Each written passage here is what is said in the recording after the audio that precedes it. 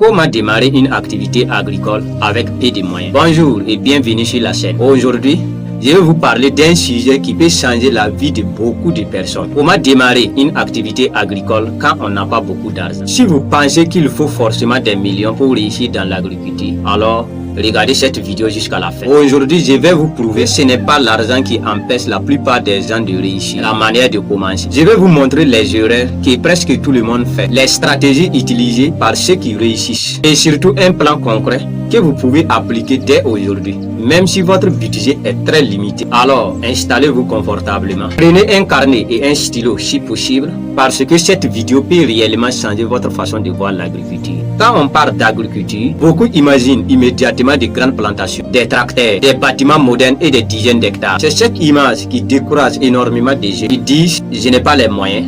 Je vais attendre à avoir beaucoup d'argent. Je commencerai quand j'aurai un financement. Mais laissez-moi vous dire une chose. La majorité des entrepreneurs qui réussissent aujourd'hui n'ont pas commencé avec de gros capitaux. Ils ont commencé avec ce qu'ils avaient. Ils ont commencé petit. Et c'est justement ce qui les a permis d'apprendre sans prendre de gros risques. Le problème n'est donc pas de commencer petit. Le problème est de ne jamais commencer. La première étape consiste à changer votre mentalité. Ne cherchez pas à devenir immédiatement un grand exploitant agricole. Cherchez d'abord à devenir un excellent entrepreneur agricole. Pourquoi? Parce qu'un entrepreneur ne voit pas seulement un champ, il voit un marché, il voit un problème à résoudre, il voit une opportunité. Avant même de semer une seule graine, posez-vous cette question. Qui va acheter ce que je vais produire? Cette simple question peut vous éviter énormément de pertes. Produire sans marché, c'est comme construire une maison sans fondation. La deuxième étape consiste à choisir une activité adaptée à votre budget. L'une des plus grandes erreurs est de vouloir tout faire en même temps. Certaines personnes veulent élever les poulets, produire des tomates, cultiver du maïs, faire du maraîchage, planter des arbres fruitiers.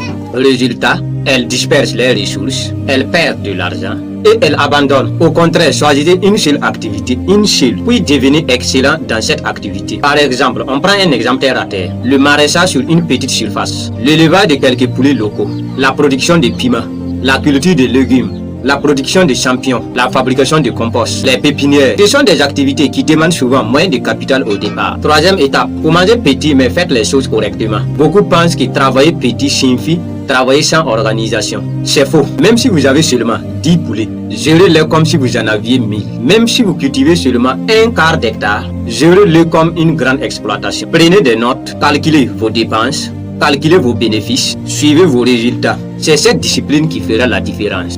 Quatrième étape, investissez-vous d'abord dans les connaissances avant d'investir dans le matériel. Beaucoup de personnes veulent acheter des machines, mais elles ne savent pas produire. D'autres construisent des bâtiments coûteux, mais elles ne savent pas gérer les maladies. Le savoir rapporte aujourd'hui plus que le matériel.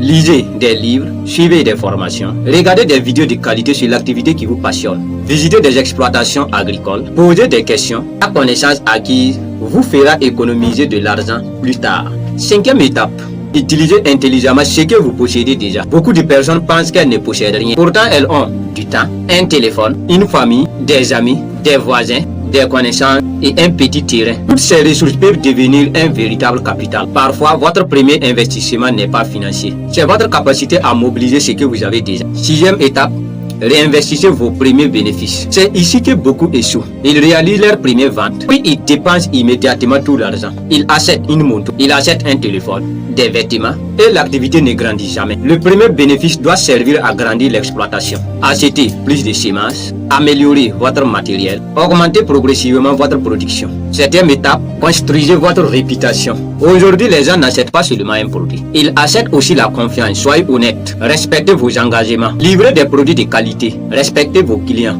Un client satisfait peut vous apporter 10 nouveaux clients, mais un client déçu peut détruire votre réputation. Huitième étape, utilisez les réseaux sociaux. Même si vous êtes dans un village, même si votre exploitation est petite, filmez votre travail, montrez votre évolution, partagez vos réussites, parlez aussi de vos difficultés. Les gens aiment suivre une vraie histoire et petit à petit vous construisez une communauté et cette communauté deviendra votre premier marché. Maintenant, laissez-moi vous partager une vérité que peu de personnes disent. Dans l'agriculture, ce ne sont pas toujours les plus riches qui réussissent. Ce sont les plus disciplinés, ceux qui apprennent, ceux qui persévèrent et ceux qui acceptent de commencer petit. Ne soyez pas complexés parce que vous n'avez pas beaucoup d'argent. Soyez inquiets seulement si vous n'avez aucun plan. Parce qu'un petit capital avec une bonne stratégie vaut beaucoup plus qu'un gros capital mal géré. Imaginez-vous dans 5 ans, vous regardez derrière vous, votre exploitation, vos clients, votre équipe, votre famille qui vit mieux grâce à votre travail. Tout cela aura commencé par une simple décision. La décision de commencer. Pas demain, pas l'année prochaine, mais aujourd'hui. Même si vous retenez seulement 3 choses de cette vidéo, votre façon de voir l'agriculture peut réellement changer. Merci d'avoir regardé cette vidéo jusqu'à la fin. Si vous êtes arrivé jusqu'ici, écrivez dans les commentaires « Je commence maintenant ». Je veux savoir qui est prêt à passer l'action. Si cette vidéo vous a apporté de la valeur, prenez 2 secondes pour laisser un j'aime. Cela permet à YouTube de recommander cette vidéo à d'autres personnes qui rêvent de réussir dans l'agriculture. Abonnez-vous à la chaîne et activez la cloche de notification.